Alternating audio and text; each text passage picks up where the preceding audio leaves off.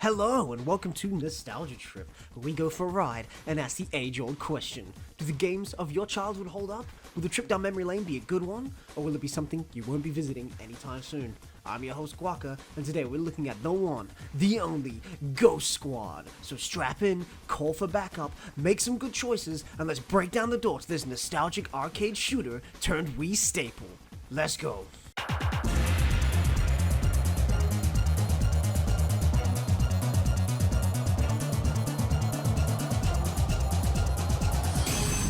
Ghost Squad.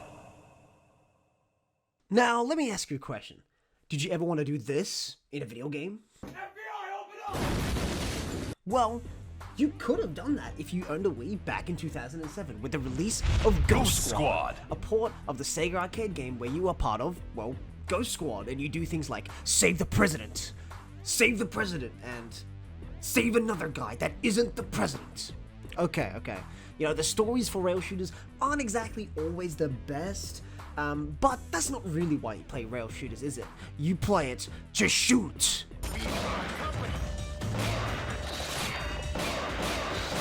I played this game a few years after it came out with a friend all the time. We never touched any other mode but arcade, so I don't really know much about party mode, but damn, it was really fun, especially with the Wii Zapper. But now it's been many years and I'm not really as obsessed with the Wii Zapper as I used to be. You know, I used to play hours and hours of this game. So maybe it's not as good as I remember. You know, maybe the motion controls aren't as good and intuitive, especially after the Switch and how great the Joy-Cons are. Maybe it's not gonna hold up. But you know, there's only one way to find out, fellas. So, let's go for a trip. So, booting up the game for the first time and yeah, damn, that menu theme is popping off so hard. What are they gonna do with this for just a game select screen? Okay, so this game has got 3 different modes. It's got training, which, I mean, is pretty self-explanatory. You can learn the basics of the controls, and it's a good way for you to just kind of get to grips before the main game really kicks in. And god damn, the tutorial music also slaps so fucking hard for no reason. Alright, getting that out of the way, the 2 major modes of Ghost Squad is Arcade Mode, which is a faithful port of the original game that was in arcades, that's why I call it Arcade Mode, and then there's Party Mode, which is a new mode exclusive to the Wii. But, you know, I'm kind of by myself here and don't really think that qualifies for a party, so let's start with Arcade Mode. Arcade Mode sees you going through 3 main missions as the brave and elite Ghost Squad. Now, the first mission is set in a villa where you have to save the president and I think his friends or something. And the second mission places you on Air Force One, where you just put there on the off chance that the plane would get hijacked. So I'm pretty sure the commander either has some incredible foresight, he's a double agent, or he's wielding the Monado. What? The third mission has you saving Steve McCoy, which I think is some random bigwig military fart smeller kind of guy, and you save him from a jungle. So these are all pretty classic kind of like tactical like settings where you would need an elite squad to save someone. And I know what you're thinking, only 3 missions? But it's actually not that bad because these missions are short and they're really easy to replay over and over and over again. They're really addictive, and what makes them so addictive is these things during the missions called tactical choices. These choices happen at specific points in each mission, and they change the direction of the level and give you new enemies, areas, and sometimes you get to do new mechanics. And the more areas and more decisions you do as you play through the game give you more choices. So not only is each time you play the game a little bit different, there's more options every single time you complete it. And this also happens when you fail segments. Yes, you can actually fail segments in this game due to time constraints, or if you miss a shot or whatever, which results in slightly different endings for the level, and sometimes you can fail a whole ass mission. Now, I won't forget the absolute stress I felt knowing I only had one chance to headshot this stupid bozo who'd kidnapped the president, and me being the cocky ass I am, decided to choose no reticle mode.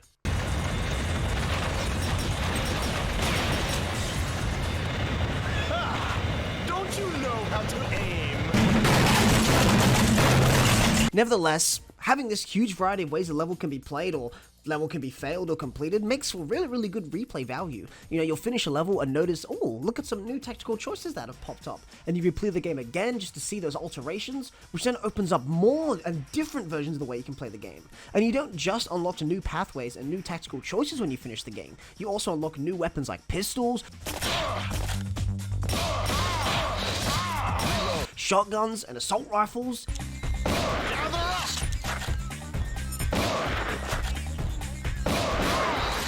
Take me home! And you can also get new costumes. Is that a cowboy outfit? Cowboy! It's a simple but effective way to enjoy the game, and since you can mix and match tactical decisions, weapons, and costumes, there's heaps of ways, different ways to finish the levels, man. It's banging.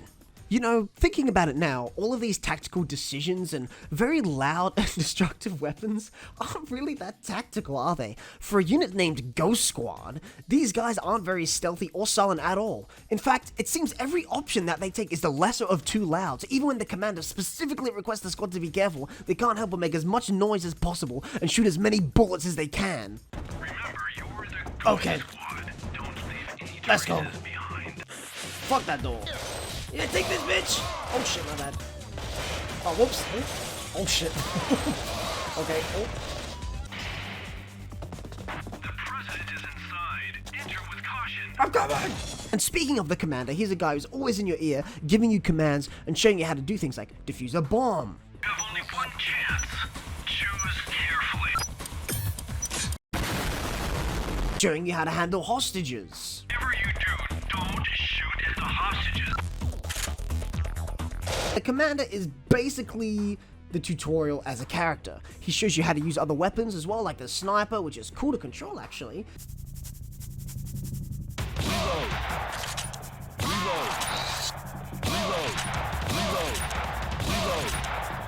He shows you how to defuse mines and use grenades, and okay, I'm seeing a pattern here. The commander isn't very stealthy either. In fact, he likes explosive options just as much as Ghost Squad does. I don't think any of these guys know what stealth is, because when I went through the stealth option in Mission 2 with a shotgun, no one seems to bat an eye.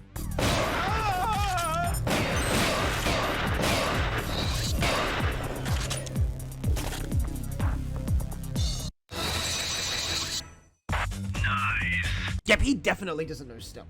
If I'm honest, the enemies you fight are significantly more stealthy than anything Ghost Squad does. These guys will literally pop into existence and dive right in front of you so they can get the best possible shot. Now someone please tell me how these guys managed to hide 10 plus troopers in here when I can't see them when I enter.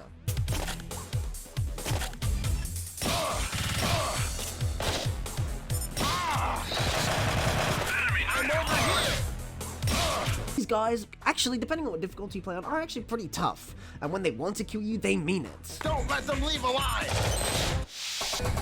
Die!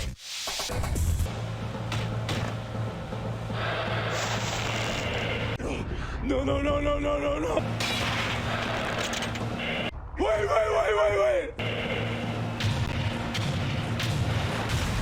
The only kind of like stealthy stuff you can do compared to these guys is hand-to-hand combat, which are these little quick time events, and if you don't complete them in time, your character for some reason becomes submissive and breedable.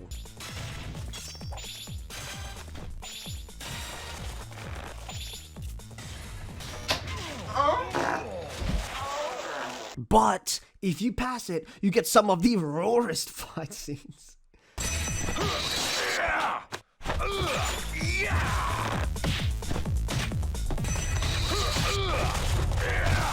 God damn!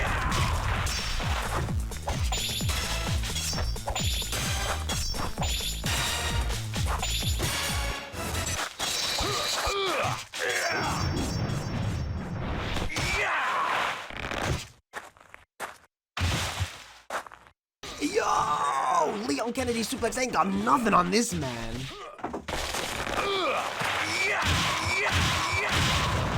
So yes, Ghost Squad is a small group of very loud soldiers who like to blow things up and save the president. Like I said before, it's very cliche and you don't really care about the story. What you care about is the actual gameplay, and damn is the gameplay good. You know, I sat there for hours and hours replaying the missions over and over, trying to see every possible pathway. There's really a lot of fun to be had in this mode. But, you know what? It's about time. Let's check out party mode. Okay, so party mode is similar to arcade, but in this mode you can actually play with 4 players instead of just 2. The downside is that you can't use your character's save files, but you can use any gun that someone's unlocked. You also can't progress extra tactical decisions, but you're probably not concerned about that if you're playing with 4 friends, you know. So, let's try out ninja mode and see what it has to offer. Wait. The enemies are literally ninjas. I honestly didn't know what to expect. I didn't expect it to be so straightforward. Wait, Ghost Squad are also ninjas? Wait, why is the boss dripped out? Is that a fucking hang glide? Dude, I'm actually so keen for mission 2, for real. See, okay, now stealth makes sense. You are shitting me. How is a ninja with shurikens less stealthy than a man with a shotgun? I'll never know. I'll never know, man. Okay, wait. Wait. These guys look very familiar.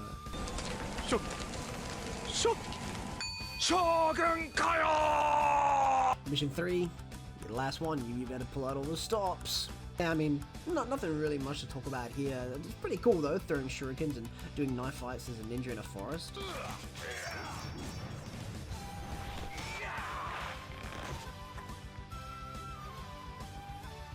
This is the greatest form of transportation I've ever seen in my life. And it just gets better and better. And the final boss is drippy. You know what? I don't care that I failed. He looks badass, so go on, bro. Shoot that shot, you're in there. That was actually pretty cool. It's not something I do a lot by myself, but I mean, that's pretty cool side content, especially if you got 4 people. And I've unlocked another mode, Paradise. Okay, ninja mode was pretty obvious, but I got no idea what this is, so let's try it. Wait. No. Please. Sega! Yeah, Paradise mode is the exact same as ninja mode, except ninjas, you get to be cool and throw shurikens, and the combat looks pretty sick. When you play Paradise mode, instead of being cool, you get eyebrow raises from anyone in your vicinity as to what you're doing because they can hear the game loud and clear.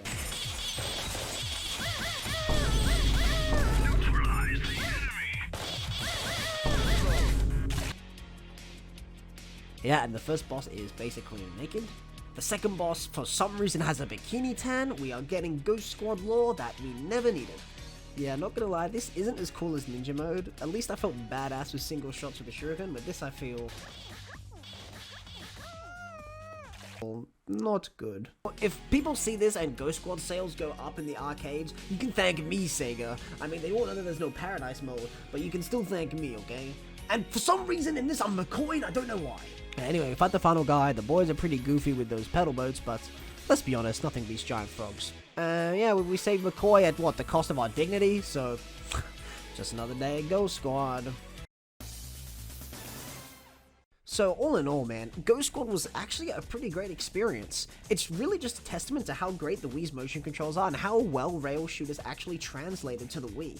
You know, there's heaps of bonus content as well, like I said, all those costumes and all those weapons, all those various tactical choices, and using either the Wii remote itself or with the Zapper is actually pretty great, so you can use pretty much whatever you want.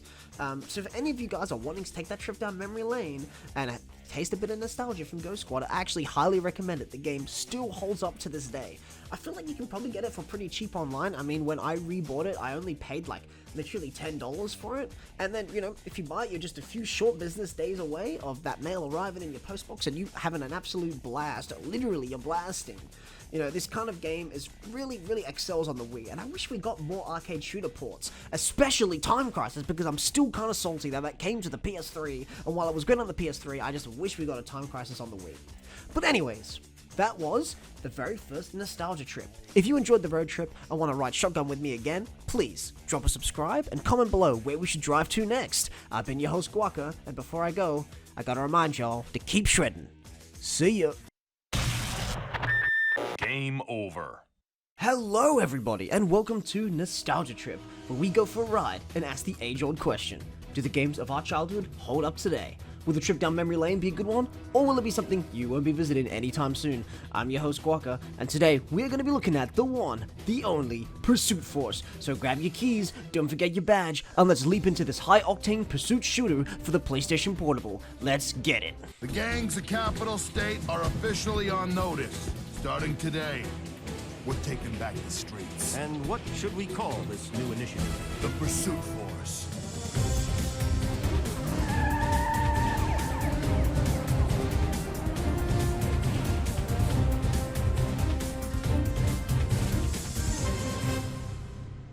Alright, I want you to just step back for a sec and picture something.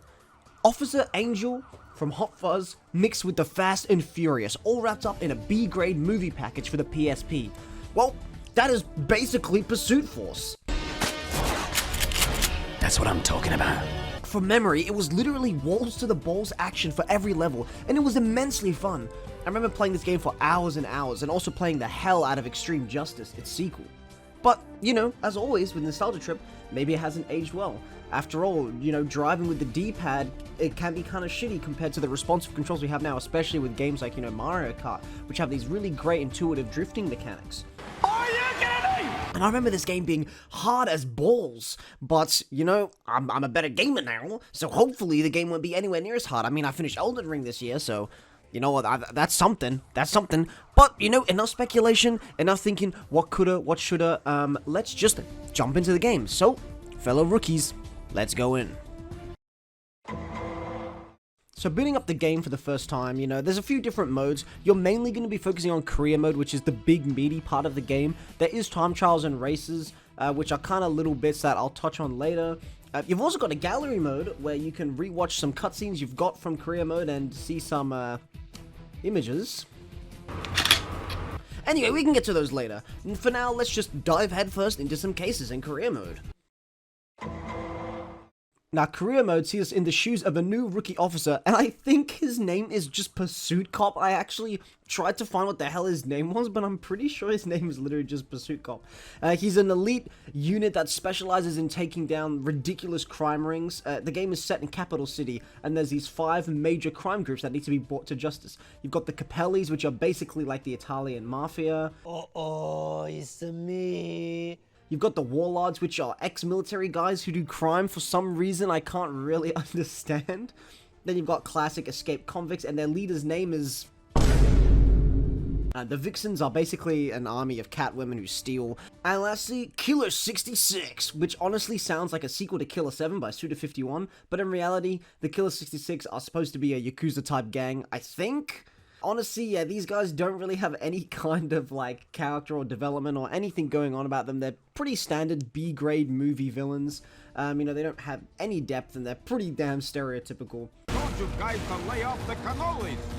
You cops are just wannabe soldiers who couldn't stomach boot camp. Grab, pig, before we turn you into sausage. Oh, I like it on top. What do you mean by that? Like a moth to the flame.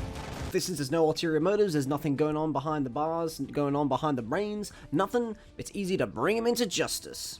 Close only counts in horseshoes and hand grenades. You can bring these B-grade baddies to justice through the gang's individual missions. Each gang has 6 missions, and 2 of those missions are boss fights. So everything is a little bit different. You know, sometimes you are stealing art pieces back, you're guarding witnesses across a river, you might be chasing down, you know, rampaging villains through the streets.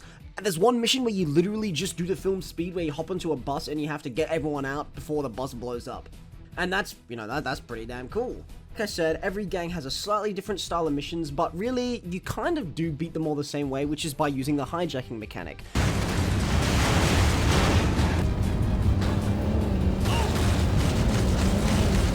Down to the boats! They're heading for the glacial river!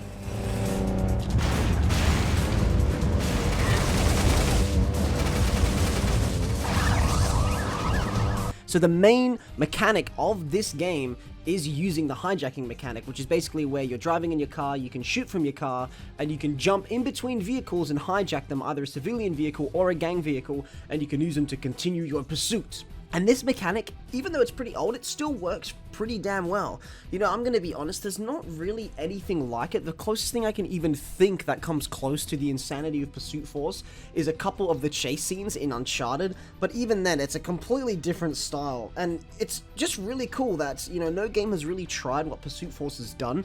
And I think it's a really cool example of, you know, just taking that extra step and trying to mix up a racing mechanic in a game. It's really, really cool.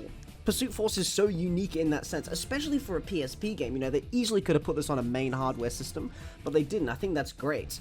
And also, while you're doing all this hijacking and all this crazy stuff, eventually you get a bar that says full justice, and from there you can do super dramatic slow-mo shots, and it's literally just B-grade movie goodness.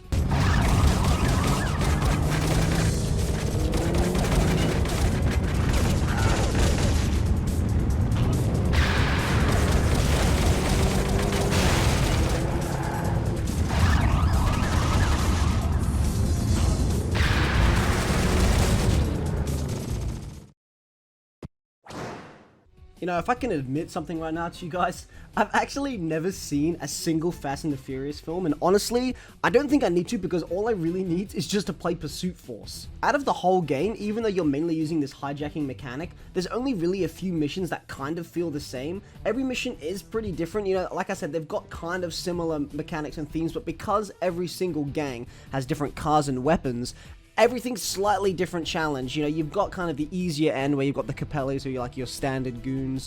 Give my best to the Don sister. Oh, wait, I already did. And then you go a bit harder to like the Vixens, you know, and their boss does crazy stuff like using a whip to slow down your car and having all these high-speed chases and jumping between cars. It gets absolutely insane.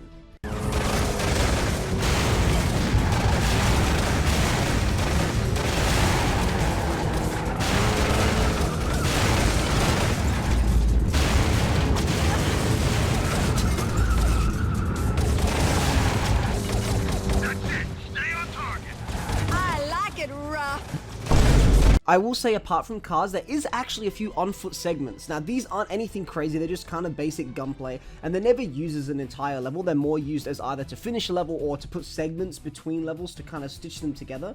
But, you know, it's cool that it's there, that you can get out of a car and you can fight off like 12 goons and you can do cool little melee takedowns. I mean, that ain't anything on the level of Ghost Squad, but, I mean, my man can, you know, arrest a man in like 2 seconds, so, you know, that ain't nothing to scoff at.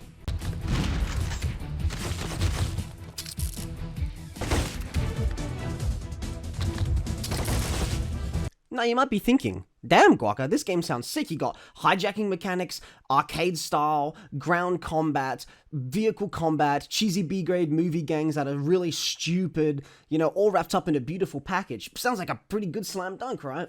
Well, let me hold you back a sec. You know, while the core gameplay is pretty cool and there's nothing really like Pursuit Force, I will say that there's some things that have definitely not aged well at all.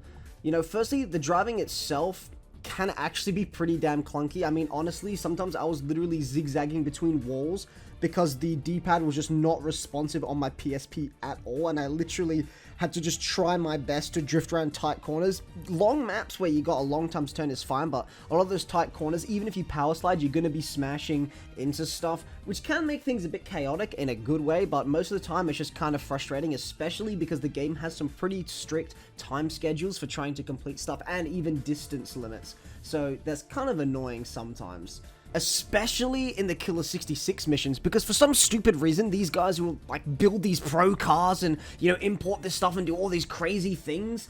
They decide to make their cars spin out, so if you crash during a Killer 66 mission, it's pretty much a guaranteed reset if you don't actually have, I don't know, some kind of insane advantage on them. The cop is on our tail! Protect the money!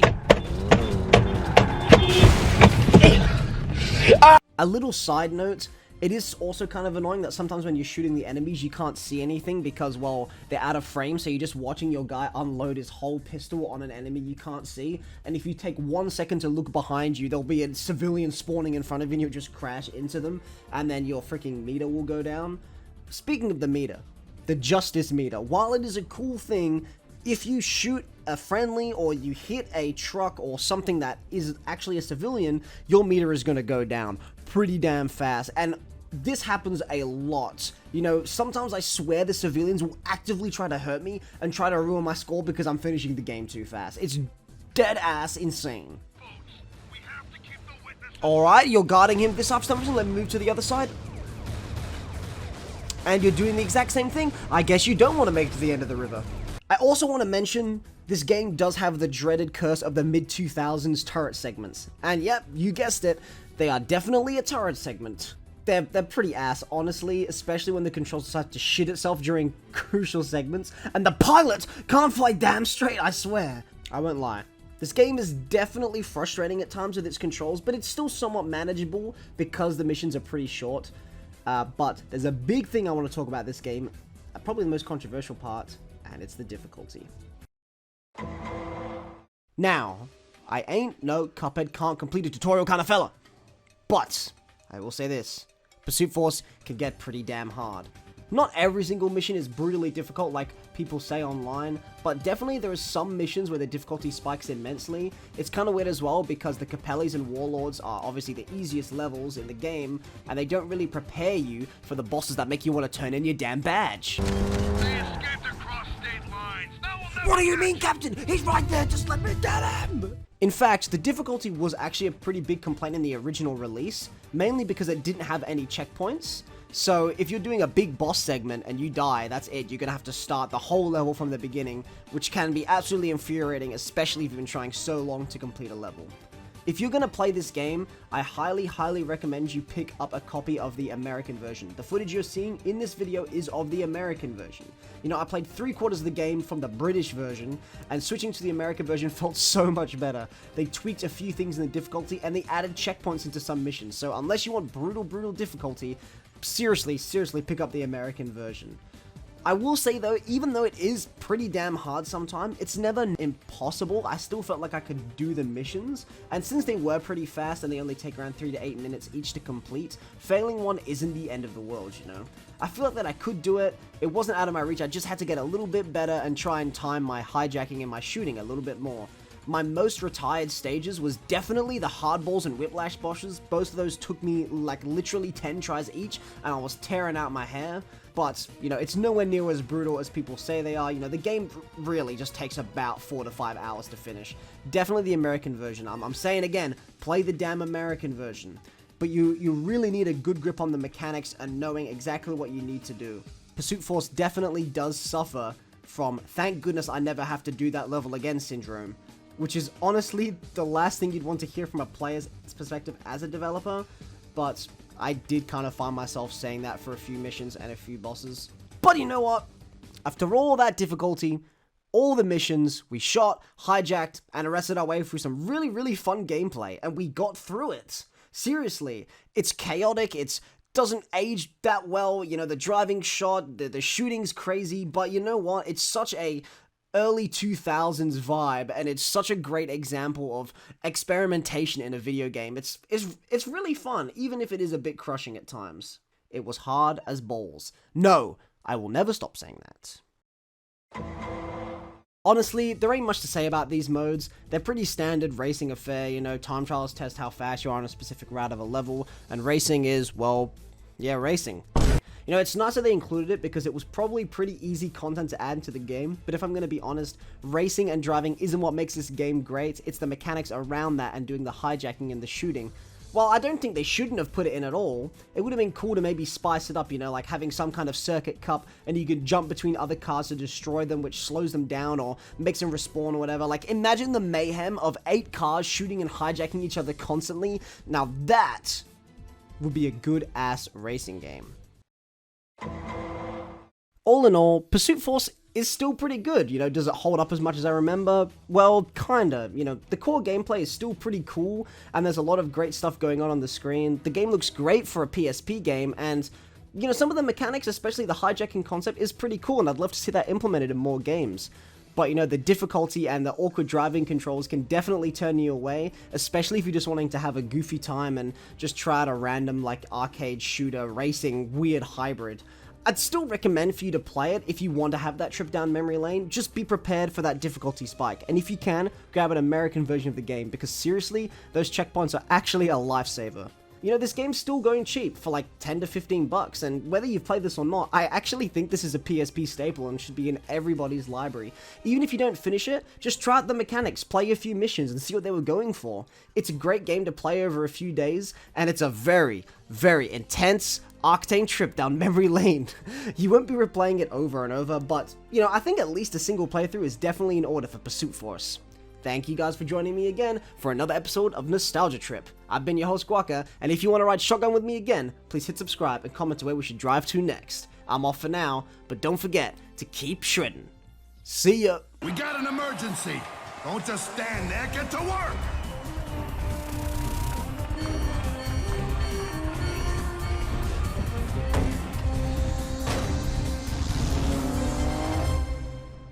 Hello everybody, and welcome to Nostalgia Trip, where we go for a ride and we ask the age-old question. Do the games of our childhood live up to our expectations? Are they actually as good as we remember? Or are they going to be something we're not going to be visiting anytime soon? As always, I'm your host Guaka, and today we're looking at the one, the only, freaking Bulletstorm, bro. I'm so hyped to talk about this, so make sure your biceps are big as hell, make sure you got at least 2 miniguns on you, because you're going to need them as we go through this ultimate testosterone-fueled mega FPS shooter for the PS3. Let's freaking get it, bro. 10 fathoms deep. On the road to hell.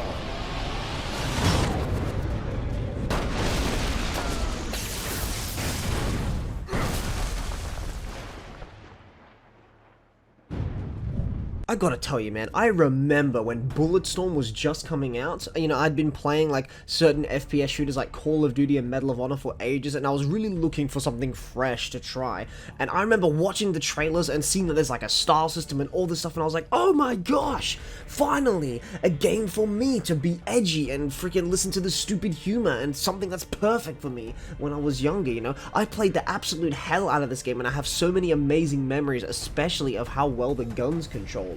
But, you know, as always with Nostalgia Trip, maybe they don't control as well as I remember, so we're gonna find out. I'm gonna be playing full clip edition, so it's gonna be a little bit skewed, but damn, I'm really looking forward to playing this. So, let's find out if Bulletstorm still holds up. Let's go, fellas. The plot of Bulletstorm ain't too complicated, luckily, but it sets a decent enough basis for why you're decimating every single living thing you come across and set your sights on. You're playing through this game as Grayson Hunt, who is a former elite assassination fella who learned that his assassinations, big surprise, he works for the government, the assassinations were actually killing innocent people to cover the government's tracks, who freaking could have guessed it? And he gets mad and he runs away. Now he's got a big wanted thing above his head and he's trying to fight the government. He crashes into a huge ship called the Ulysses, and then all this stuff happens and he ends up landing on this planet, which is kind of this weird resort kind of place, which has been abandoned. It's full of mutants, and luckily the guy who you worked for, who is an absolute fuckhead, absolutely hate this guy, you have the chance to kill him, so these guys are going to take it, and you're going to go and you're going to shoot these dudes and get rid of them. So the main two dudes at the beginning of the game are Grayson and Ishii. These are the two main guys for a large part of the game. They aren't like super engaging protagonists. They're literally just two dude bros, and I never really felt super attached to them as characters because they don't really grow, but I did enjoy some of the revelations they had and some of the banters, especially because in one part you find out that these dudes support gay rights. Let's freaking go, bro. You wanna make out? Just two gruff, military-hardened dudes sitting in an elevator, snuggling out their woes in a totally hetero way. Yeah, Grayson is your classic dude bro who is hella cocky. I mean, look, have you seen a man with biceps so big that he literally needs a belt to keep them in place? This shit is insane. I'm a stud. I'm ballsy. Ishii is more of a by-the-book kind of guy who follows Grayson's orders because Grayson was the commander of the unit, and during the game he has this AI implanted in his brain which is also fighting for control, and it does make for some pretty intense cutscenes, especially because you never know when Ishii's just randomly gonna go off, so it does create some pretty tense moments. I'm gonna help you, okay? You are going to help me. I am having a difficult time seeing how you can help me. You do meet Trishka later, who is basically this super badass lady who replaced Grey as the commander in the assassination unit, but she's still working for the government and doesn't know all the lies and things like that. She is similar to him, but more in the way that she just likes to call people out on their shit, especially Grey because he's so damn cocky, and it also makes for some pretty funny moments. You figure it out the next 15 seconds, and hey, I'll grant you a wish. Gonna make you regret that.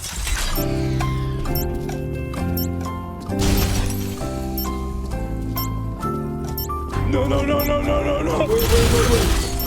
Wait. You're a grade A douchebag.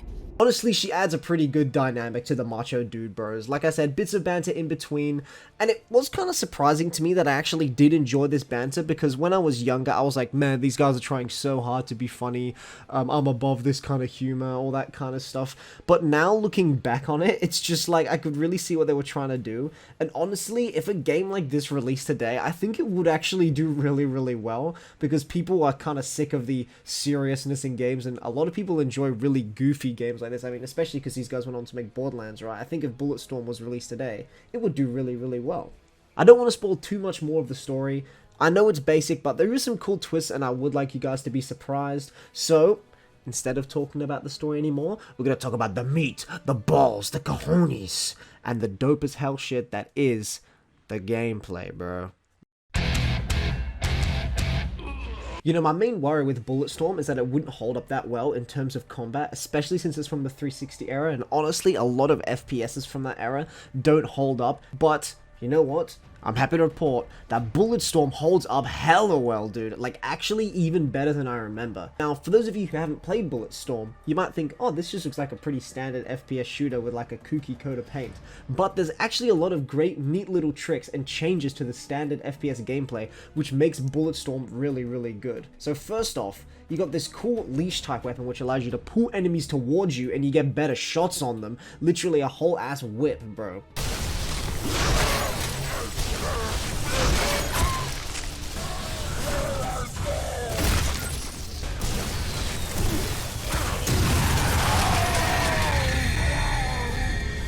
Then you can also Spartan kick people, and that also does damage, and you can kick them into all sorts of hazards, which makes it even better.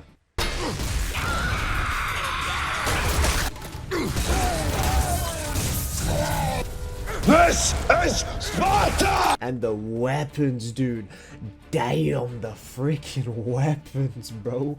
These weapons feel super satisfying and amazing to shoot, especially on controller with how the vibrations work. The guns actually feel meaty and like they've got some freaking weight to them. First, of course, you got the main gun, the freaking Peacemaker, which is like your standard machine gun. It feels super satisfying and very clicky to shoot, and you'll understand that if you play it. You picked each of them. Savage locals running interference, Doc. This Peacemaker also has an amazing ability which lets you shoot 100 bullets at once. All these guns kind of have certain special abilities, and the 100 bullet at once, oh my gosh, it's basically like an ultra shotgun. When you freaking pull the shit back, the gun freaking starts to overheat like a PS4, and it's freaking amazing, dude. This shit actually explodes and the dudes incinerate, leaving nothing but their whole ass bones behind, bro.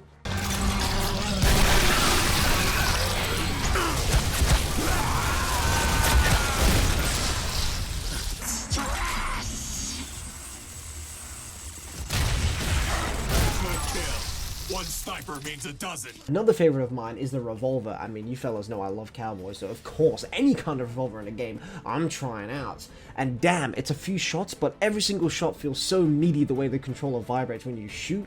This shit feels super good, and you can just pop off headshots all day and watch them explode like freaking little starbursts, bro. Shit is amazing.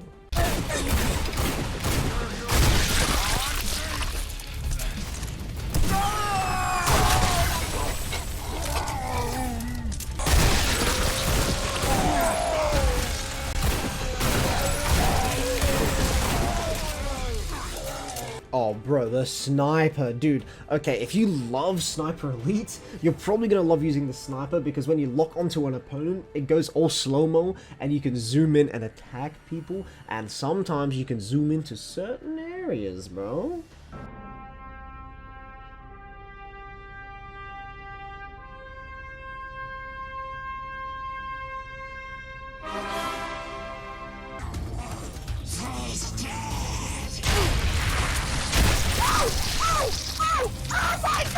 There's a few more weapons, but I only want to talk about one more, which is the freaking shotgun, simply called the Bone Duster.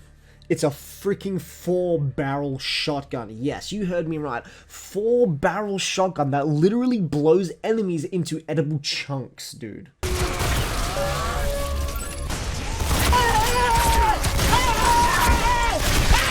Love of God! Please! Damn! Eddie's. Damn! This shit is nasty as hell, dude. It feels like this is literally one of the best guns in any game I've ever used to shoot. Like, genuinely, it feels great. Now, I'm sure you guys have been watching me demolish all these fellas in the footage, and you notice some little numbers and stuff there. You're like, what is that? Do I have to do maths while I'm playing this game? No, actually, this is not maths. It is not education. This is actually something called skill points. And how these skill points work is that basically, as you kill enemies and you kill them in new ways and fancy ways and all this stuff, kind of like DMC, you get these skill points which allow you to buy ammo and buy charges and upgrade your weapons. So the more skill points you have, the more charges you have, the stronger your gun gets, the more things you can do, and the mayhem just keeps growing and growing and growing. It gets absolutely insane. If you go into a battle with full charges, full ammo, and everything, you're gonna have an absolute blast. Literally, you're gonna literally be blasting enemies into chunks.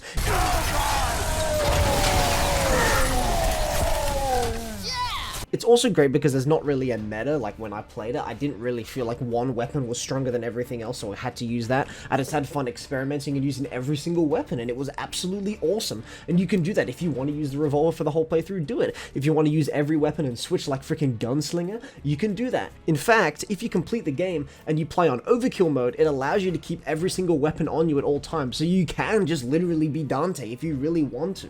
Seriously, like, holy moly guys, I know I hype a lot of shit up and I pretty much like everything when it comes to games, but this shit slaps hella hard. This is genuinely one of the best FPS experiences I've had in a very long time, and this is going back and playing an old game. Like, seriously, this is super duper good. You definitely need to hop on Bulletstorm. But, in full clip edition, there's one thing even greater than this gameplay, and that is... included in freaking full clip edition brings the man, the myth, the Sigma. You know him, you love him.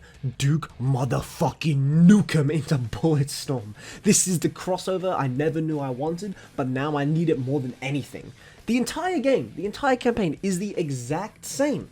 Everyone else has the same voice lines, the story goes the same way. The only difference is Grayson is replaced by Duke, and the voice actor of Duke has recorded new lines for the game that kind of just inject Duke in there. So he's there like, what the hell is going on? And he's just popping off one-liners and just questioning the audacity of certain parts in the game, and it makes it absolutely hilarious.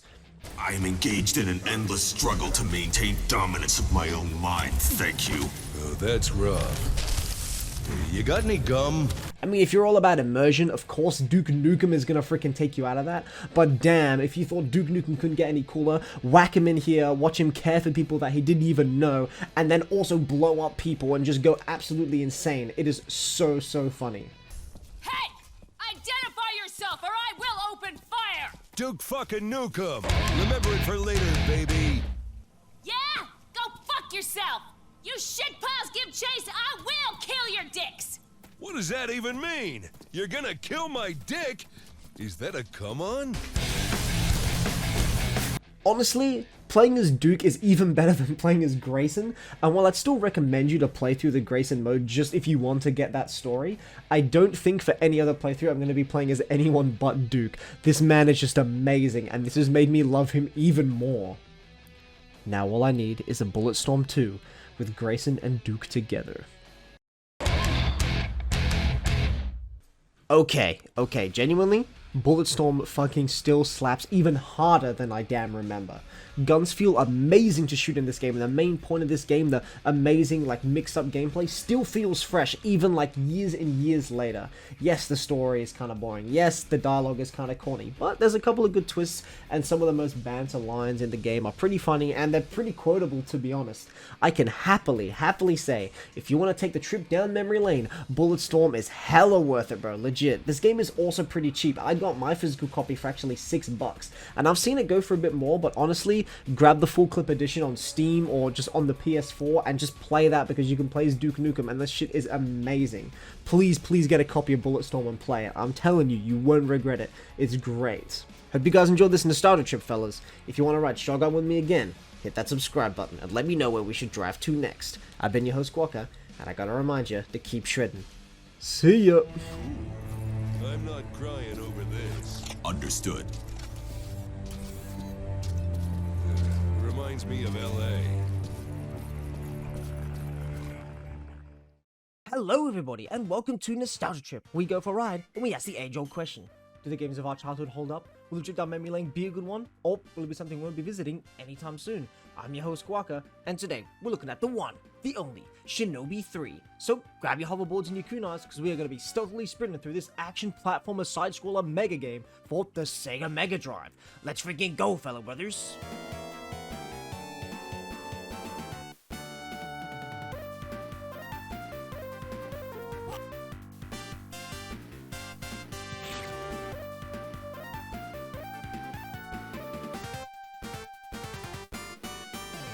Shinobi 3 was the very first Sega Mega Drive I ever played. Now, I know what you're gonna say. I'm old as hell, and I played this on the OG Sega Mega Drive, but I'm here to say, you freaking wish. My OG experience of this game was actually on the Nintendo Wii, purchasing it through the Nintendo Wii Shop on Wii Wednesday. Because everybody knows about the Wii Shopping channel, and everybody loves to shop on it every Wednesday. And later on, rediscovering it when my friend showed me the Sega Mega Drive collection on the Xbox 360, and man, I had a freaking blast playing this. Over the past few years, I have finished this game a couple of times, but I haven't played it in a very long time. And I want to know, does the gameplay hold up to what I remember? Is it still flashy and banging? Well, only one way to find out, fellas. So, me and you, we're going for a trip. Come on.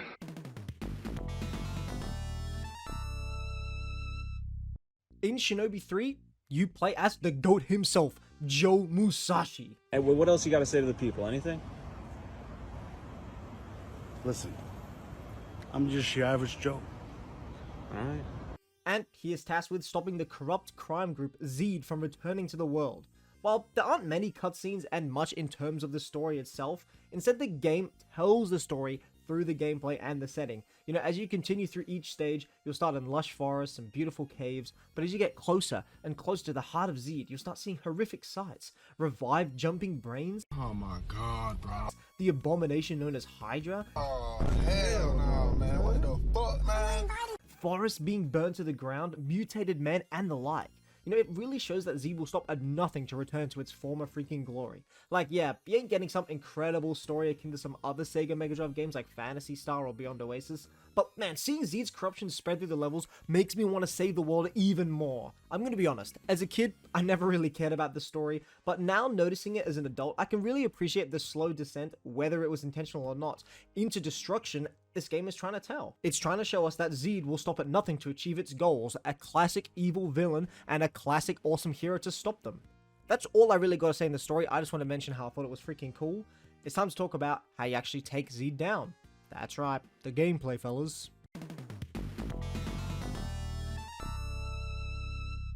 Shinobi 3's gameplay is a side-scrolling action game with some platforming elements, and is a lot like a classic arcade game. You'll be running through 7 rounds, each with 2 stages, and you'll be finding a large array of enemies, mini-bosses, and bosses. You know, the bosses start off pretty basic, like these big old samurai fellas who launches a Puro Wave! And then later on, there's this mission where you're surfing on a hoverboard and you fight some cool-ass mechs who drift around super fast, and they got different weapons, and as you freaking destroy them, they change their weaponry and change their moveset to fight. It's freaking absolutely sick. My favorite boss in the game is motherfucking Mecha Godzilla, which is my favorite freaking thing ever. It's one of my favorite bosses in any freaking game, and you'll see a bit more of it later on. There's also a nasty ass Hydra that you fight, which is literally made up of, I don't know, random gobbledygook, and it's very, very terrifying. The final boss as well is super intense. He's basically another shinobi on the same level as you, using fast kicks and ranged weaponry to take you down. Speaking of weaponry, by the way, you've got a few things you can use to take down these really big, intense foes. First up, you got your standard kunai, which are limited, by the way, so you'll be using them a lot, and you'll be picking up lots of ammo pickups on the way, but still, be careful, because you can run out of the middle of a boss, and that is the worst thing that can ever happen to you. You've also got your sword, which you can use at close range instead of a kunai. It saves you some ammo, and it does some pretty damn good damage, so if you get good at it, you can save a lot of kunais for when you really, really need them, and dish out a lot of damage.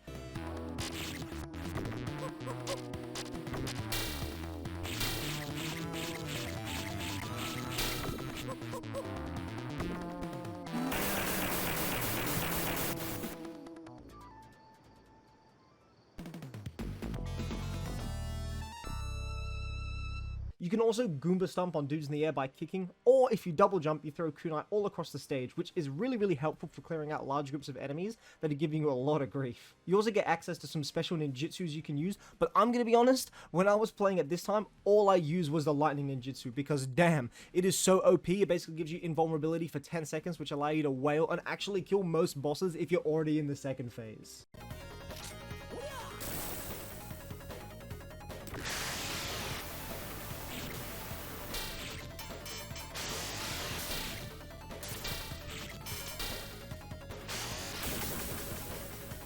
In terms of movement as well, you got a few options. You got standard walking and crouching, but you can also sprint and hop around and climb across walls, rooftop, and you get to use some vehicles like the hoverboard or the horse. Honestly, the movement controls are way, way better than I remember. Everything feels super duper snappy and satisfying during platforming, like when you're sprinting and making leaps of faith to grab onto pipes and jump between spikes. It feels really, really good and super satisfying. Mirror's Edge, Assassin's Creed, you can thank the grandfather, Shinobi, for all you've got today, bro. There's also probably some other secret movement or combat tech that I don't know, because a lot of old games are like that. Like when I was younger, I didn't even realize you could freaking do the double jump kunai throw, so who knows. If you guys know if there's any other kind of moves you can use in this game, please let me know, and whatever makes that final boss easier, bro. But dude, I was seriously impressed with how well the combat and movement controlled. I guess because I played it on a freaking Wii remote before, it was kind of clunky, but actually playing it on a nice controller just made that much more of a difference. Honestly, there was never a dull moment with this game. What helped especially with this, which is one of the things I want to highlight, is that the game absolutely oozes with style.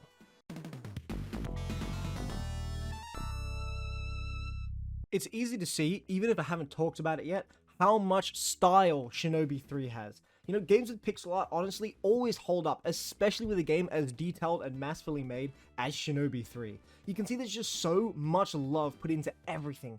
Each level is so distinct to one another. Like I said, you got lush forests, and then you've got the gross level, as I called it as a kid, or the surfing hoverboard level, the creepy laboratory level. I guarantee anyone who's played Shinobi 3 will exactly know what you're talking about if you say the creepy lab level. Guaranteed, bro. I mean, look at this place. Suspended creatures behind glass, all lit up, flickering lights, mysterious liquid.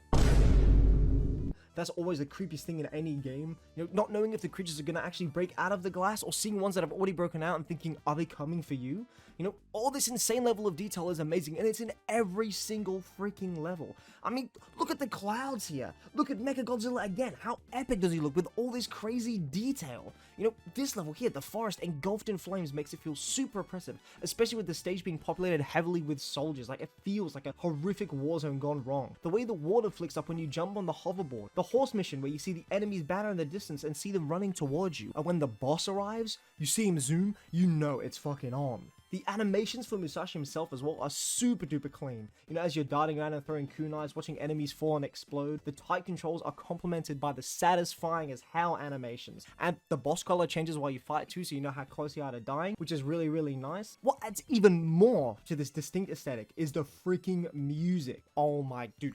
Every single track is a mother freaking banger. The music capabilities of the Sega Mega Drive, these dudes made it absolutely peak, bro. Each track is so memorable and damn catchy, and it really sets the tone for each level. Like, everyone talks about how great Sonic music is, and it is, but have you listened to some of these tracks, dude? Hey, wanna listen to some tunes?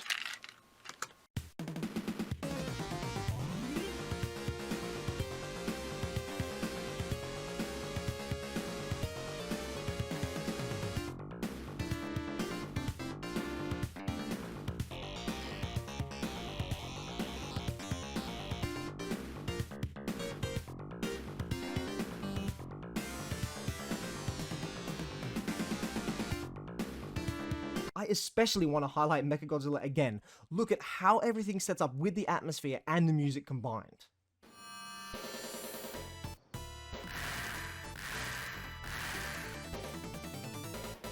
Yo! Ah! Of course, the final boss theme as well, peep this.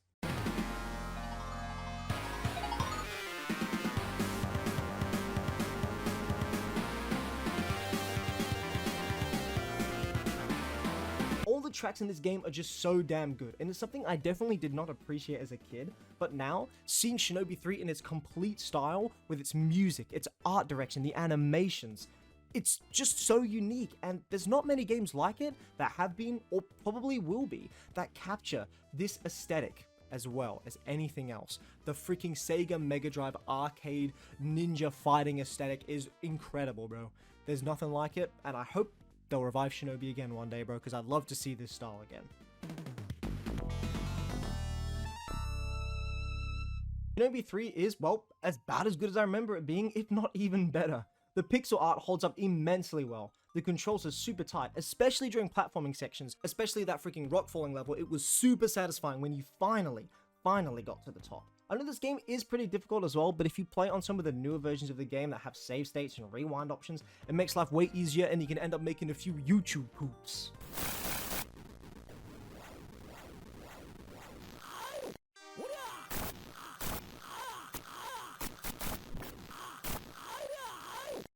You know, if you don't mind a bit of a difficulty curve and sinking a bit of time into this, you'll definitely have a blast. Meaning, I can happily say Shinobi 3 definitely holds up to the memory. Now, there's actually quite a few ways you can play this, and they're all pretty damn cheap. I mean, of course, you could buy the OG Sega Mega Drive version or a Sega Mega Drive Mini, but honestly, I'd recommend any of the Sega Mega Drive collection ports. You can get it on any old gen consoles, including the PSP, and on PC and Steam and everything. That is probably the best and easiest way to play the game. Honestly, you can't go wrong. It's a few bucks and you have a banger of a time, and you also get like 20 other Sega Mega Drive games to play, some which we'll be talking about very, very soon. I know this was a bit of a short and sweet nostalgia trip. We've got a few more like these, so I hope you guys will stay in shotgun and tag along for the ride. Thank you all for joining me for this awesome nostalgia trip. If you want to ride shotgun with me again, hit that subscribe button and tell me where we should drive to next. I've been your host Guaca, and I gotta remind you to keep shredding. See ya!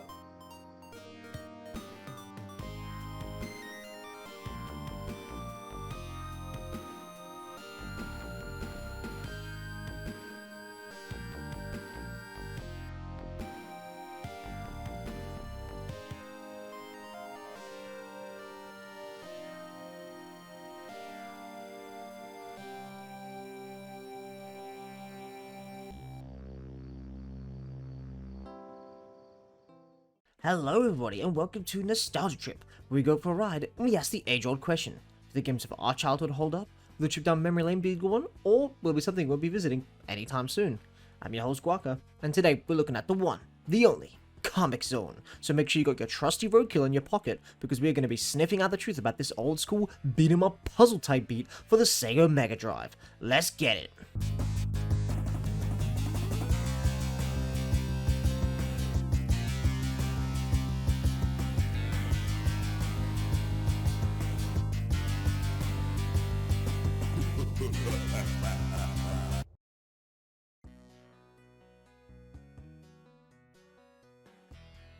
Now, Comic Zone was the game to play on the Sega Mega Drive collection back in the day. My friend, who originally showed me the Mega Drive collection, sold the concept of Comic Zone to me immediately. A comic book author trapped in his own freaking creation, trying to escape? It sounds super epic, and I was really keen to give it a shot. But damn, I don't think I ever got past the first level, even the first freaking zone. This game was so damn hard, and I just put it down for good. But you know what? It's been many years since then, and I've actually read a comic book now. Hopefully, my gaming skills have improved. So, let's visit Comic Zone and see if it holds up to the memory. Will it be difficult? Will the concept still hold up? Let's find out, fellas. The story of Comic Zone is set around comic book author Sketch Turner on an average night in New York City when something extraordinary happens. Lightning freaking strikes his comic book and somehow he lives. Come on, strike me down, Zeus. You don't have the ball. This causes Sketch and the antagonist of the comic book, Mortis, to switch places. Now Sketch is trapped inside the comic, and Mortis is in control of what happens to him. And if Sketch dies, Mortis becomes a real boy. This concept is super duper awesome, and I think it's actually one of Comic Zone's biggest strengths. Sketch himself is a pretty likable protagonist, you know, he's got a couple of cheeky one-liners here and there, like of course he's gonna have quips, he's a freaking comic book author. You also meet Alyssa, who I think is the protagonist of the comic. She kind of helps you out as the guy in the chair type beat. As for the villain, the thought of a real-world supervillain with powers escaping into reality is pretty high stakes. So we gotta stop him, and he's got a share of goons to fight against, and honestly, his goons are all pretty two-dimensional, you know, no offense to any 2D people watching, of course. Oh, what the hell? Fucking corny ass, goddamn, stupid. Hey, I'm sorry, shiz, I didn't realize there were so many of you, what the hell, I'm sorry. Anyways, let's pretend that I'm not 2D, and let's just talk about the world of Comic Zone, specifically the style, because damn, I gotta say bro, Sketch Turner has a good knack for drawing, and so does Mortis. Something I absolutely loved when I played it originally, and what I still love now, is how awesome Comic Zone looks. The colors are so damn punchy and right in your face, and there's a huge variety of areas in this short game to look at. You got freaking arenas, you got snowy mountains, dank sewers, laboratories, deserts, destroyed cities. You know, there's such a great variety of locations, all with great detail. The few cutscenes we do get as well look super duper awesome and capture that grungy punk aesthetic super well. Turner himself is also a Giga Chad with huge muscles and the raddest glasses known to man. He's definitely on that Sigma grind set, bro. All the enemies as well have great variety in terms of appearance, and I love the fact that Mortis himself draws in obstacles for the player, which is just really cool, and they keep his hand in the frame, and he's not fully colored yet, which is also a really cool little part. And the final level, it goes from fully shaded proper artwork to rough sketches and panels. You know, I love this kind of detail. Even with the box art for the actual game, we see Sketch here half in and out of the artwork. I gotta see this shit in 3D!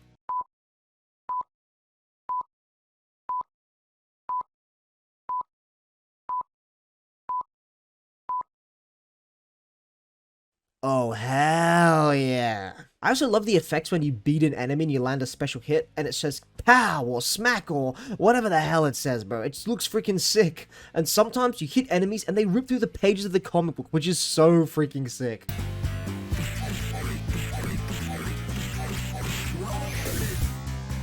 The music as well is pretty damn catchy, and it's just kind of chill and nice to listen to in the background. You know, forget Lo-Fi Girl, I'm now tuning into music to write comic books to. The style of Comic Zone is just, well, just that, damn stylish. The styling of a 90s comic book. Punky, funky, and punchy. Speaking of punchy, bro. Now, the gameplay is one part of Comic Zone that I feel hasn't aged that well, which is kind of unfortunate, to be honest. Comic Zone is a weird puzzle action game where you go through these side-scrolling missions, beating up enemies and solving basic puzzles. Now, I know that doesn't sound that bad, but the real problem that comes in is the artificial difficulty with the puzzle solving. Now, back in the day, I couldn't complete this game because pretty much every level kinda has to be completed in a specific order. Like, you have to have the right materials to get through, even though there is arching paths, which is cool. But if you don't have the right items, you're gonna die. And by the way, if you do die, there's no restart from checkpoint, no nothing. You gotta do the entire freaking game again. No continues, no second chances. And honestly, I think they did this because the game is pretty short, and I had no idea it was only 3 levels long until I finished it. And, you know, since I was playing this on the new collection mode with rewind and save states, thank goodness, it only took me like 40 minutes to an hour to complete. And this is why I thank the new collection, because without it, I don't think I would have had the patience to complete this otherwise. But, you know, let's talk about a few positives first, because there definitely are some. For one, the combat is actually pretty cool. You got some special moves, you got some throwing, punches, kicks, and different stances to use these abilities. You can even block and hang off ledges and fight at some different angles. It's pretty cool, honestly. Each enemy, even though there are only a couple of them, have their own ways of attacking. So as you go through the game and you start to learn how to take these dudes down more efficiently, it can get pretty satisfying once you learn how to do shit.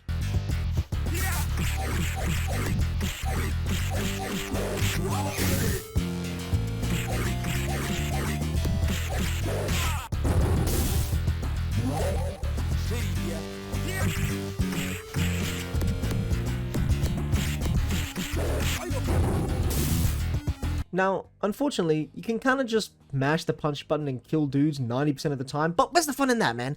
Just do some combos. You also do get some weapons to use like throwing knives, TNT, bombs you can throw. You also get a chug jug which heals you, and of course the best item in the game, roadkill. This is your little rodent friend and he is super useful. He can flip switches, electrocute enemies, find hidden items inside pages, and if someone hurts him, I will take them down immediately. At the end of the panel, just don't forget to pick him up. You're gonna need him in every single stage. Honestly though, the main two items you're gonna be using for puzzles is TNT and roadkill. TNT especially because of this one stupid mechanic. So, if you want to destroy a crate, a door, a fan, whatever, if you decide to punch it, you're going to be taking damage. This is the stupidest thing ever. So if you actually want to survive, especially if you don't have a chug jug, you're going to need to have a TNT to blow that shit up. Because if you don't, you're going to be taking 60% damage just by punching a damn box. And remember, when you die, that's freaking it. Restart time.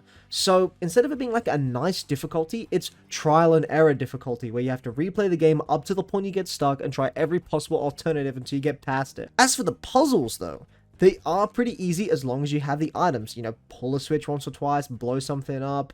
I guess it does provide a nice breather between the fighting stages, which can be a little bit stressful. As for the bosses though, my favorite is definitely this dude, the avatar who vanished, bro. He uses multiple elements against you and you gotta hop over his attacks and then you kick his ass. The first boss as well wasn't too bad, honestly. As long as you have full health or a spare drink and items on hand, you can pretty much nuke most bosses and just take as many risks as you want. The final boss though, Morbius, surprisingly is the easiest boss. This dude finally comes back into the comic book to beat your ass, but he's actually the dumbest villain alive. All you have to do is lure him to the bottom floor and flick the switch which does heaps of damage. Do that a few times, chuck a bomb or two, and maybe kick him in the head, and he's a goner. But while this is happening, Alyssa here is captured inside the rocket, which is filling up with fuel. So there is the time pressure, which is a unique mechanic. I was actually surprised here because I learned the hard way that there are two endings. First up, the bad ending, in which she drowns before you can defeat him, and that's pretty sad. I mean, you know, you save the city, but Alyssa dies, the comic is destroyed, and it's kind of sad for him, but I mean, dude, you know you can just like redraw the comic, right? Just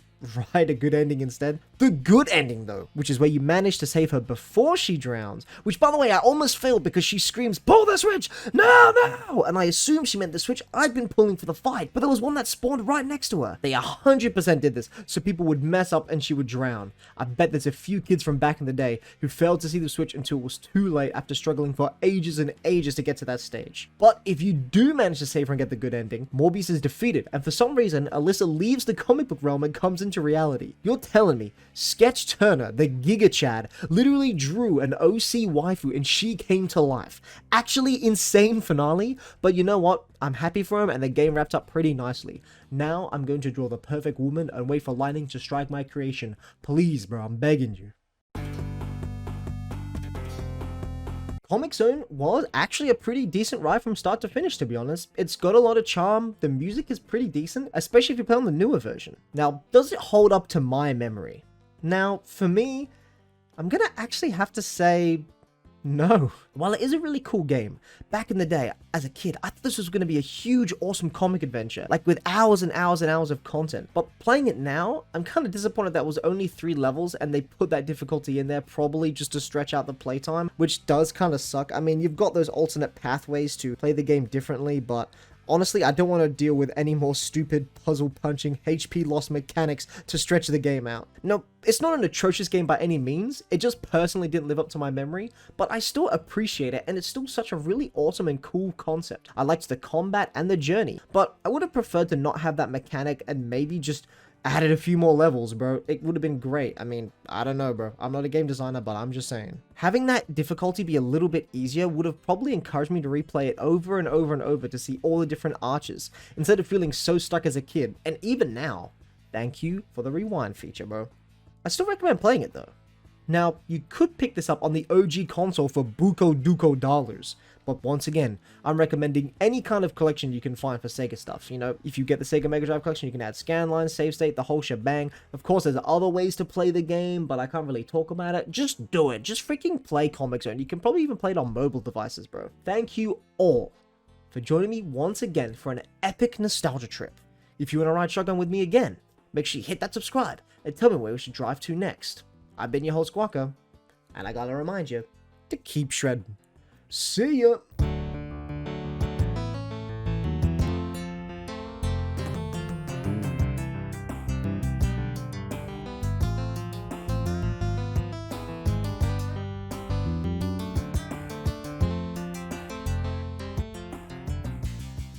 Hello everybody and welcome to Nostalgia Trip, where we go for a ride and we ask the age-old question. Do the games of our childhood hold up? Will a trip down memory lane be a good one? Or will it be something we won't be visiting anytime soon? I'm your host Squawker, and today we're looking at the one, the only, Firefighter FD18. So grab your fire axe and slide down that fireman's pole, because we are jumping headfirst into this arcade firefighting simulator type beat for the PS2. Let's get it.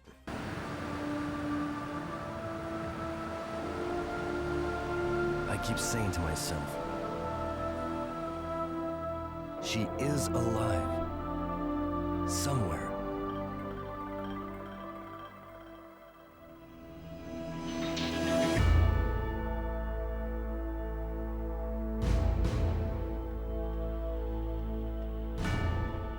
Holy moly, Firefighter FD18, the game that I never forgot, but I could never find.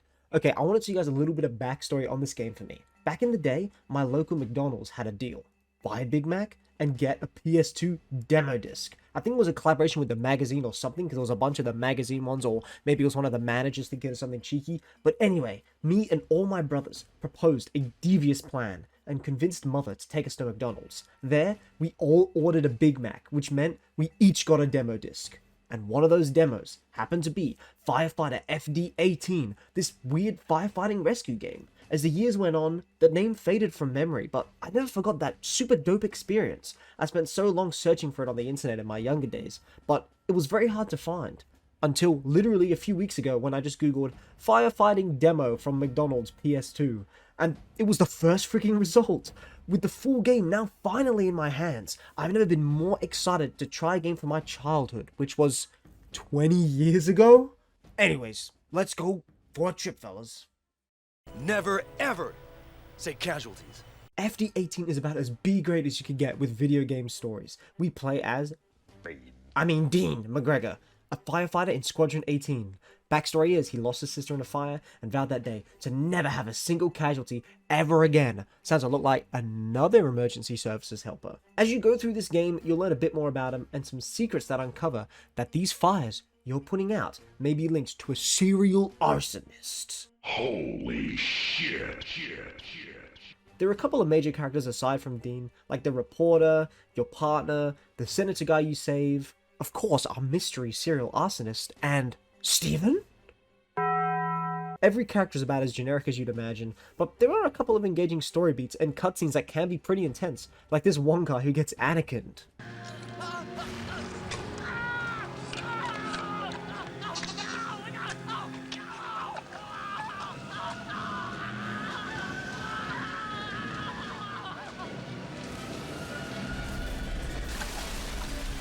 But man, the protagonist Dean has seen some shit.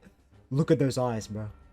And he links everything to his trauma. Well, I like red. It's passionate. I have a lot of red clothes. Red. Like fire. Bruh. Luckily, this game is only like 3 hours long, so it's more just like one long corny movie, and it never really overstays its welcome. But, you know what's great about B-grade movies? That's right, the B-grade action. Never ever say casualties. This game mainly centers around you putting out fires and saving people. That's pretty much all there is to the game.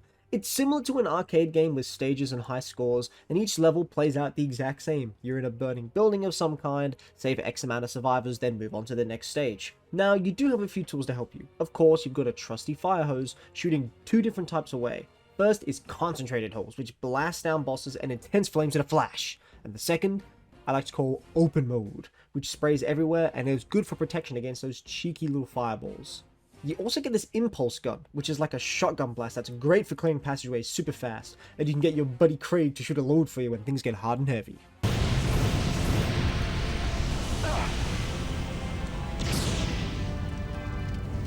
And in any great arsenal of a fireman, of course, you have his ab. Fire axe! Which you can use to save civilians and kill any witnesses. Also, I want to mention, the fire hose is freaking massive! Like, I'm on the 5th floor here. How is the hose still with me? Anyway, how do all these things actually control? Surprisingly, really well. All the weapons and the items in this game feel pretty satisfying, despite the clunky walking, and for some reason, okay, you can step on this table here, that's fine. But cardboard boxes that somehow stay on fire? Nope, gotta destroy those. You can't just stomp them out and walk over them. The walking is definitely the goofiest part of this game in terms of controls. Some levels also require you to jump, and it definitely took me a few good goes to get there, but you get some pretty funny results.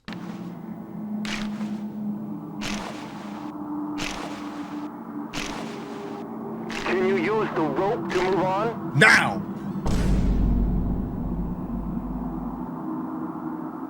Can you use the rope to move on? There are a lot of obstacles to stop you in saving people as well. Like, well, the fire for one, which doesn't just go out sometimes, so you have to just walk through it like a maniac. You've also got these spills on the ground. Do you copy? Something I can only describe as piss air. I can't breathe! He's up in the toilet. Backdrafts! Backslash! Which you can dodge, by the way, which looked pretty damn sick.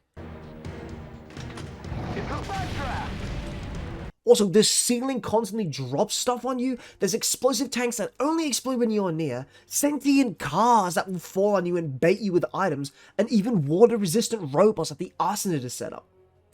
Remember when I said no witnesses?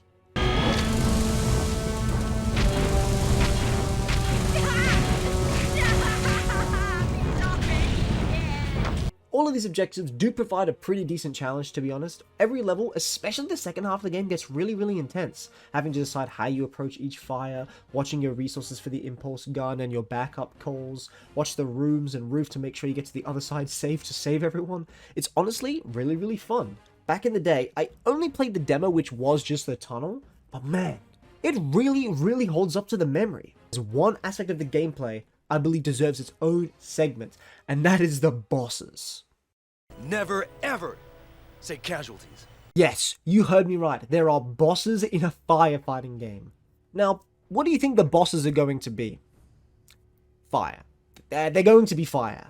But these aren't your ordinary house fires. No. These are advanced fires. They literally screech at you, and they seem to be almost possessed. Like a whole ass building, or my personal favorite that you fight, a car that drives with flames.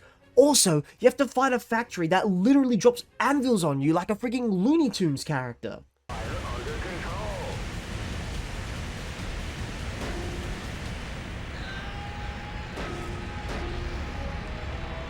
These fights are all the same, really. You know, just use your water on a specific spot. But they're actually the highlights of the game, and they're pretty damn engaging. Just thinking, what the hell is this next boss gonna be? And by the way, there are a lot of them in this game. Really spices things up and keeps it fresh for those 3 hours. But the last 2 bosses are so damn goofy, I really want to go into them in a little bit of detail. Remember when I said the plot revolves around a serial arsonist? Well, for the second last boss, you fight him. You with a water gun, him with a flamethrower. This is so goofy, so stupid. You just run around him slowly and blast him with water. After you blast this guy with water, comes the goofiest boss in the game, Mr. Steven. You literally blast him with water, he charges at you very slowly, slow enough for you to walk casually out of the way, then you blast him again. That is the whole fight, and I loved every single second. It's just so goofy. You guys know by now, I just love goofy experimental games, and these boss battles tick the boxes for sure. Also, I'd like to say, when you die, because I did die to the bodyguard, the scream is hilarious, and this is just absolute meme material.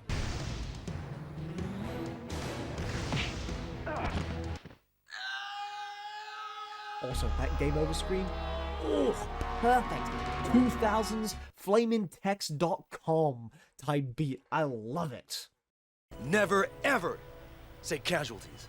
Firefighter FD18, the greatest firefighting game known to man. It's got everything. Corny plot, good firefighting mechanics, Mr. Steven, fire bosses.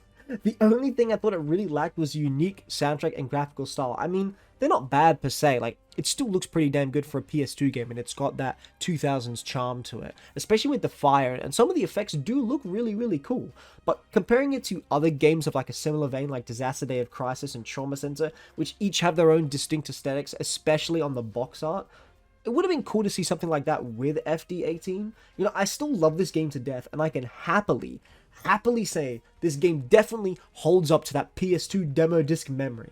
And I think this game should be in anyone's PS2 collection, especially if you're trying to chase obscure games. Please add this to your collection. Now, this game, I don't think did too well sales-wise, so unfortunately, if you want a copy, it is going to cost you a little bit. My copy, I actually got for around $49.99, but nowadays it actually goes for around 60 to 90 bucks, depending on your region and what you want to get, but you might be able to find a good deal with it somewhere if someone really doesn't know the value. But, you know, never forget, the high seas are also a thing, my friends. Thank you guys so much for joining me for the beginning of Season 2 of Nostalgia Trip. If you want to ride shotgun with me again, hit that subscribe button and tell me where we should drive to next. And before I go, I gotta remind you to keep shredding. See ya! Emily! Are you okay? Say something!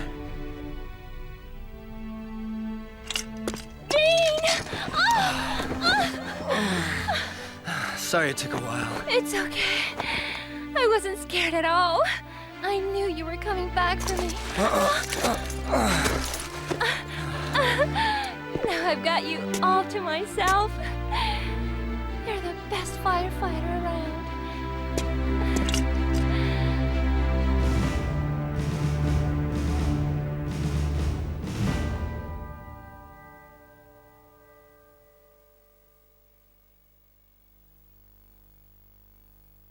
Hello everybody and welcome to Nostalgia Trip, where we go for a ride and we ask the age-old question. Do the games of our childhood hold up? Will a trip down memory lane be a good one? Or will it be something you won't be visiting anytime soon? I'm your host Guaka, and today we're looking at the one, the only, Warriors of Might and Freaking Magic. So make sure your Mask of the Accursed is on nice and tight, because you're going to need it as we go through this dark, goofy action RPG for the PS2. Let's fall, bro.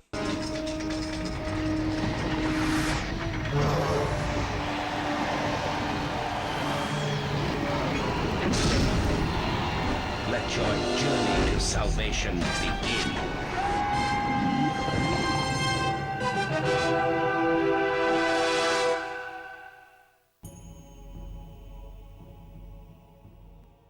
This freaking game, bro. I could never, ever remember the name of it. I legit only remembered it as the game where you fall in a pit and go to an orc village, and that was it. And I thought it was peak for some reason. Man, oh man. I remember vividly, number one, how amazing the graphics was for me, seeing the dust flick behind him and all that kind of stuff. How grandiose everything felt, especially the setting and all that kind of stuff. But for the life of me, I could not remember at all the name of the game. That was until my big bro showed me it on an emulator, and he was playing that very game, the very beginning level. I bought a copy for myself immediately, and I was determined to see if this game lives up to the memory, and was actually one of the original inspirations for this whole series. This is probably, not even exaggerating, probably one of the highest expectations I've ever had for a nostalgia trip. So, let's go. Warriors of Might and Magic sets up its story to be a massive, epic tale of prophecy. We play as the disgraced captain of the guard, whatever his damn name is, I don't remember. He's been accused of all the nasty classic medieval stuff, necromancy, witchcraft, mathematics. You can run, but all the accused are eventually caught. Nobody's catching me. I'm innocent. He gets this horrific but cool kind of mask placed on him, and it clicks into his freaking skin as nasty. May the mask of the accused. And he's basically just sent into the depths to die and pay for his crimes. Our goal, playing as this hero, is to escape, clear our name, and save the world. From my understanding as well, this actually does tie into the mainline Might and Magic games, none of which I've ever played. But hey, if you're a Might and Magic fan, you might get a few references I don't if you play this. But for me personally, playing it now, and even back in the day, the story and the setting do seem cool, but I honestly just don't care enough about it, and from what I saw, nothing really gripped me. But, you know what, that's okay. There's many other things to talk about in this game, and let's just talk about the style, I guess, because, well, it's got something. One thing I vividly remember was how amazing I thought this game looked. I thought it was like peak graphics, like literally like freaking Demon Souls remastered levels of dark fantasy quality. looking at it now though, okay, don't get me wrong. There are some areas I do actually kind of like the first level. Maybe that's just big nostalgia, but seeing this dark pit and all these glowing lights and these goofy creatures coming out that explode into random pieces is pretty cool, actually, and I kind of enjoyed that little goofy bit of it. Also, the first cutscenes, seeing the detail on the robes, the mask, the setting, the music itself is actually pretty cool too. The desert cutscenes as well look pretty sick, but the more and more I just played through it, it kind of started to blend together a little bit. A few of the levels kind of just ended up being dark square rooms that you kind of walk around in and have like some basic brick texture on it. The actual architecture of some levels are pretty interesting and they are somewhat varied, but man, I don't know why. It's just I could just not fully get into this. You know, out of all the games I played in Nostalgia Trip, I think this has just hit me the most in difference of graphics. Like, I just had such a high expectation for this, and that's probably my fault, but damn, it's just so different than I remember.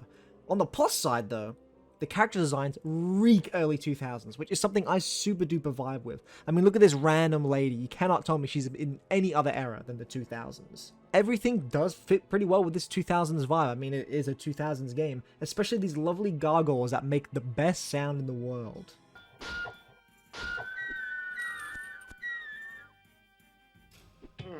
And if you enjoyed that sound, then maybe, just maybe, you'll actually enjoy beating these creatures up, if you can manage it. Boy oh boy, man, this is really where the game let me down. So, Warriors of Might and Magic is an action RPG. Pretty basic, you get different weapons, level up, different armor and whatnot, which lets you fight better monsters, you know, typical RPG stuff. I also did appreciate the fact that even though it's an early game, the weapons and armor actually change on the character and in some cutscenes. So, you know, that's pretty damn impressive. But that's where my impressiveness of the game ends. Actually, fighting is the slowest, clunkiest I have done in a game in a long freaking time, bro. Your character genuinely feels like they're trapped in mud.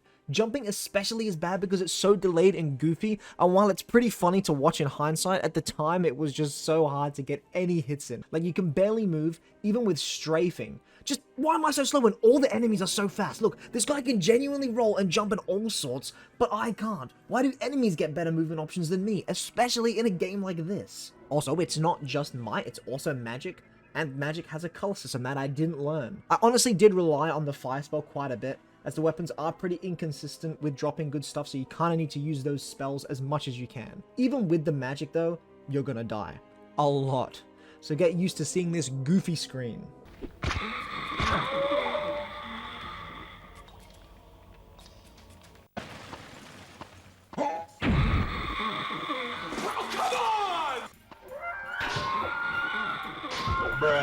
It really sucks as well, because I remember the combat being so good and responsive as a kid, but I guess after playing so many games of a similar kind of style, especially with the rise of Souls games and that kind of stuff, which does have a lot of DNA of that in this game, it just does not hold up well at all. Something I really wish this did have, or I didn't get up to, is to be able to heal a lot easier. You have to walk around and find these freaking potions around the map, and there was also a freaking healing pool that didn't actually work, but it was called healing pool, and I sat in there and nothing happened, and I don't know why. Why are you closed? Now, okay, you can get by without healing for quite a while, but the problem is when you're on pixel health, which happens way more than it should do, and you've got nowhere to go, and you've got no way to fight enemies because you're gonna die, you basically got to resort to the most basic combat, which I'm dubbing the RuneScape tactic, which is literally waiting your turn to fight. How does this action RPG have the same flow of combat as RuneScape? Truly crazy. Also, just so I'm not too negative, I do want to say that I did actually enjoy exploring the maps. That was probably my highlight of the game, because like I said, even though some areas start to look similar in terms of colors and all that kind of stuff, it was still cool to see, and I feel like they did really try to make things as different as possible. But that's also only because I want to see if it lived up to my memory, and it was kind of a stroll through childhood lane. So I don't think if you played this now without playing as a kid, you probably would just think it looks like absolute shit. It was cool to relive this, but should I have? That is a question I'm going to be asking myself for a long time. Warriors of Might and Magic. More like how the mighty have fallen. I really was hoping this was going to live up to my expectations, but man, the gameplay, way too sluggish. The story did not capture me anymore as it did my childhood self, despite the premise being pretty sick. I just did not get far enough into the game. Normally with these nostalgia trips, I literally finish the game once, sometimes even twice, just to play it as much as I can, but this is the first time in any nostalgia trip where I've just not been able to finish the game because it just did not meet my expectations and I just was not having a good time. And it's so weird for me because I'm normally can push through these kinds of things in kinds of games, but this is the first time where my expectations were just way too high that it just ruined everything for me. But at least the cutscenes look kind of cool, right? The one thing that does redeem the game slightly as well is this epic orc guy that you saved at the beginning of the game. I did remember him, and I like to think that he remembered me. I'm sure you can guess by now, but no. Warriors of Might and Magic did not hold up to the memory. I cannot actually recommend this game at all, and I can normally recommend any game, but what I will recommend is this, a remake. This is one of those games where you can see the potential, you see the dark setting, the grandiose story, the combat they were trying to go for. Make the setting a bit more dreary, add better effects, way cleaner combat like we've got in Soul games nowadays. Like add some of that DNA that was originally in this game and implement it into a new modern way. If this game came out in today's era with the technology we have to make it, it probably would actually do really, really well. And this is the kind of thing where I see remakes and I'm like, this is the kind of game that deserves a remake. Has a cool premise, cool potential, but it just needs that extra step. And honestly, if they did remake this, I would potentially buy it. Speaking of buying the game, if for some reason you want to play it for yourself, you can grab it on the PS2 for like $10, but I would recommend just High Seas. Thanks for coming along for this ride, fellas. If you enjoyed today's adventure, make sure to subscribe and drop a comment below on where we should drive to next. I've been your host, Quacker. I hope to see you in the shotgun soon. And before I go, I gotta remind you to keep shredding. See ya! I must apologize for Daria. She is usually more civil. Would you be civil to a guy in one of these masks? No, I guess I wouldn't.